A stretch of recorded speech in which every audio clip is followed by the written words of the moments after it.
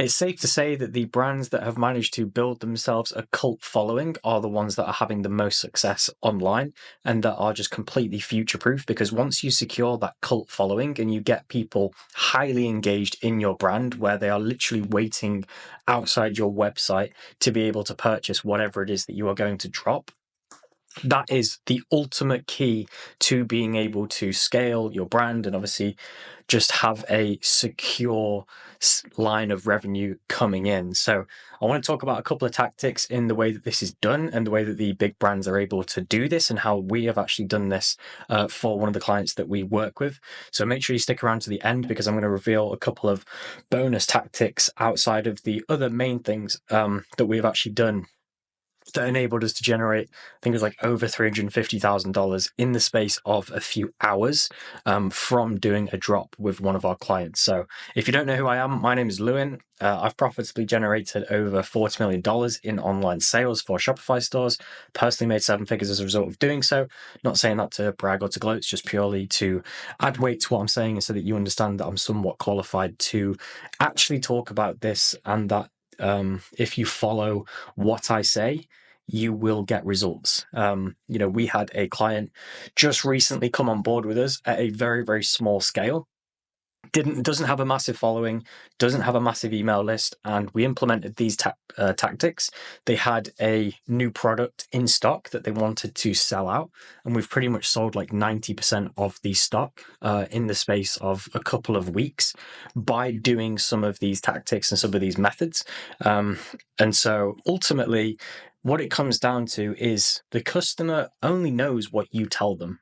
Right? If you're a brand operating online through your Instagram, through your social media, they only know what you tell them. So you can completely dictate the narrative, you can completely dictate the messaging and the story, and you're the creator of the story, essentially. So if you have a product, whether it's, a fashion brand or whether you're bringing out a new product in your catalog, the customer ultimately does not know how much stock you have of that product, right? You could have 5 pieces, you could have 500 pieces or 5,000 pieces. All they know is that it's there and then it's not there. So what I mean by this is you can utilize this for whatever scale that you are at. Obviously, if you have a certain following, a certain sized email list, you can obviously understand what percentage of your audience is then going to be able to purchase. Obviously, you can drive more purchases, but you can understand what percentage of them is going to purchase. That helps you calculate how much stock you need to get to ensure that you sell out. Because when you sell out, that can then be used to drive demand for the next drop. So obviously, let's say, for example, you have a certain sized email list and you want to make sure that you sell out, and you want to sort of trial a new product, you want to build some hype around it, you want to start posting about it, you want to start, putting things on your stories and sort of teasing people, getting people to sign up onto the email list if they're interested in it. Obviously, you can then get an idea how many people are signing up, how many people are messaging you, how many people are commenting on the post saying like, I need this. And then you can understand, okay, we're pretty sure that 15 of these are going to sell. So what you want to do is get 10. Okay, you want to just get 10 pieces, right? Because the actual revenue amount that you are going to get from those sales isn't as important as customers trying to go onto your website, trying to purchase, but seeing that it's sold out in like an hour or 2 hours. Because then what you can do is you can then post on your social media and say, it sold out in like a few hours. You guys went crazy. For all the customer knows, you had like 10,000 pieces in stock and they've all sold out in hours, and that everybody is trying to get it. Everybody wants it. And then, of course, you can either lock the website, or you can just then obviously divert people to your other products that you do have more in stock with. And you can say, like sign up to be notified when we restock. You will then obviously get people that are DMing you and signing up to make sure that they are interested in the restock, that they're going to make sure that they're front of the queue for that, which then obviously you can then get an idea of, okay, so we've sold out 10 in a few hours. Now let's get 15, we'll get an extra 5. And you can just build it bit by bit, month after month, or even week after week, whatever time frame you want to go for. But I can't stress enough how important this is, that you control the narrative. The customer has no idea how many you're selling of a certain product.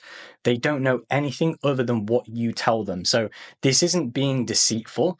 This is just being smart and being tactful about how you are addressing your customer and how you are getting interest in your product. Because ultimately, we want to have customers lining up at the door where we don't have enough product to sell to them, because the demand that creates is absolutely crazy. There is examples of this throughout time. Obviously, one of the biggest ones I think that started this, and I remember people literally like lining up at the website at like midnight, trying, and it would sell out in like a minute for like these Supreme items. I think Supreme were one of the ones to do it so well. They just purposely don't get enough stock. Like they just purposely understand how much demand there is for the product by putting feelers out there, by sort of seeing what the general idea about the product is, and then just making sure that they get less stock than there is demand. Like they just get less supply than there is demand. Now, obviously, what that does is that creates scarcity, which obviously it creates demand. And as a result of that, it creates urgency. So scarcity and urgency are the ways to build a cult following, essentially, to make sure that you are maximizing sales and that you are helping to sell out. Because again, like, we're on the side of the e-commerce brand. We're on the side of like the warehouse and the stockist and like understanding all those things. So we know like roughly how much stock is needed. But a consumer, like somebody on the customer side of things that doesn't have a backdoor into these things and doesn't understand these things, for all they know, there could be 1,000 pieces that have sold out in 30 minutes. Like they do not know any better. They do not know different. You can literally say, oh, we sold 5,000 pieces in 3 hours. You guys went crazy for this. We're going to restock this on the 29th. Make sure you are there. We're going to get extra stock to make sure that you can get some.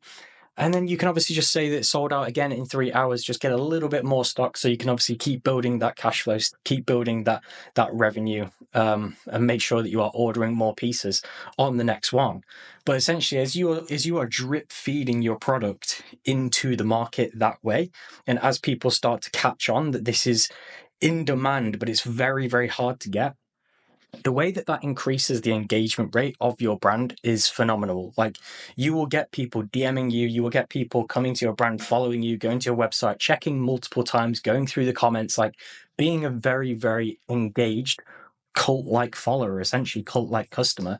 And this is how all the big brands do this. Like it's amazing how well they do this, and it's amazing how simple it is, even on a small scale. Like I said, we had a client, a small client that came through where they're just going to hit their, I think it's like first 10K month as a result of doing this. We built up the hype for a few weeks. We made sure people knew what date they were dropping this product. We ran ads to get email signups, to get people, to sign up and get interested in it. We could see how many people had signed up. A couple hundred people signed up to it. So we knew like, right, okay, we'll probably be able to sell 100 of these pieces. Also people DMing, people commenting, etc. We then obviously launched the ad campaigns. We launched the email campaigns. It sold out very, very quickly. I think it's, to be fair, it sold out about 80%. And then we just closed it off. We said, okay, this is completely sold out. And then we reintroduced it a little bit later to top of funnel, like cold customers, where previous customers, current customers, like they had all got their pick of it. And then we launched it to cold customers, where there was like a password protected page that only they could access for it. And obviously we were able to sell through the rest of it. But this can be done on any scale, whether it's 100 pieces, 10,000 pieces, 100,000 pieces, whatever scale you're at. This is how you create unwilling demand for, this is how you just create crazy demand for your products, without sort of breaking the bank, essentially. Because I guess one of the issues that I find, sometimes working with brands is sometimes they will overstock a product that they don't know has demand. Like they will want to, push a new collection, push a new product, they won't have done any sort of due diligence or feelers or testers to be able to see whether there is like real demand there for it. And then they're just sat on this stock for years, and it's just eating, in terms of like storage fees, in terms of just, trying to push it. They end up having to do a discount on it, and it's just hurts the business. It's just a real pain. And so anything new that you are introducing, just do it in small batches, make sure it sells out so you can have artificial demand for it. And then the real demand will then build over time for it. And that's how you successfully introduce new collections and new products into your brand. And every sort of big brand that has a cult following, this is how we do it. And so we were able to generate over $350,000 for one of our clients in the space of a few hours by essentially running ads to like locking a website, running ads to be able to get email signups of people interested in the content that we put out, the products that we sort of advertised, got them to sign up, and then on drop day, sent them an email with an early access password to access the website, made sure that the stock was way less than the amount of people that signed up. And so it sold out within like a couple of hours. You literally get people commenting on the ads, commenting on the posts, and sending messages like genuinely like raging, like genuinely like irate, like angry, like, you fuckers, you sold out again. Like, how hard is it not like to get more stock? And like that kind of energy and that kind of like emotion, like that is what you want from a customer trying to get your product, right? Like you might see like an angry comment and you might think it's a bad thing. It's a good thing if someone is angry that they've not been able to get your product, because the game. Just wait until next month or wait until we restock it. Make sure you are front of the queue. Like, don't sleep on it. Like, you're 3 hours late to the website, the score. Like, get on the email list, get the early access password, and buy it before it's gone, quite literally. And being able to generate that amount of revenue in such a small space of time is just insane. And it's obviously a testament to having urgency and having scarcity. So, this is the way that a lot of the real big brands are successfully being able to scale, and they are utilizing, social proof, urgency, scarcity, but in a cool way, because obviously there is ways that you can do it, which feels very artificial and kind of drop shippy. We've seen those like notification, like sales notifications where it's like, this person just bought 2 seconds ago, this person bought 5 seconds ago, and like you've got the countdown timer, and you've got like 100 people are viewing this product right now. Like we're not talking about any of that. Okay, we're not doing any of that. We are like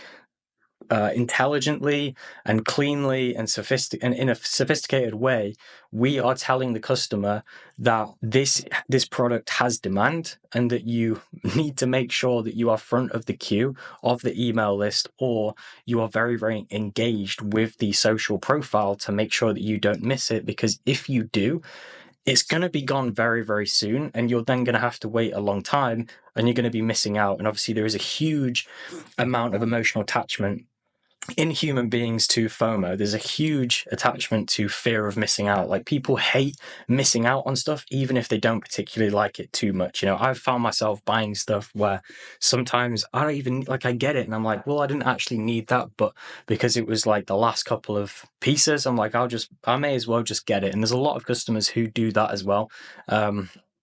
So it's really important to make sure that you are utilizing urgency and scarcity, but in a cool way. Okay, none of this dropshippy sales notifications or things like that. Like, you want a process of bringing people into an email list and gauging whether there is demand for a certain concept or a certain product, then releasing it to them in lower quantities than there is people available, like there is demand, then being able to sell out, which then you can then say to these people, it sold out in 3 hours, you guys are crazy, like make sure you're there for the restock if you missed it, which then creates urgency for the next batch of people that you're going to bring in. Obviously there's already people left over that missed out from the initial run, and that just keeps on building and building month after month, year after year, and eventually you have a large email list of a cult following of people, social media followers, and momentum and hype building around your brand, where ultimately that gets to a point where You don't even really need to run ads. You've just got an email list of engaged people that are trying to purchase from you every month, every time you drop something new. So if you follow that and if you implement that, I can almost guarantee you will see an improvement in the efficiency of your stock.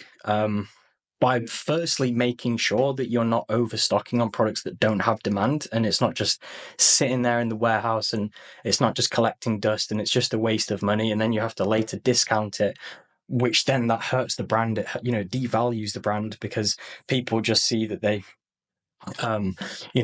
you're trying to get rid of dead stock that nobody wants. Like, people see that, and it's like, why do people not want to wear this brand? Why do people not want to use this product, essentially?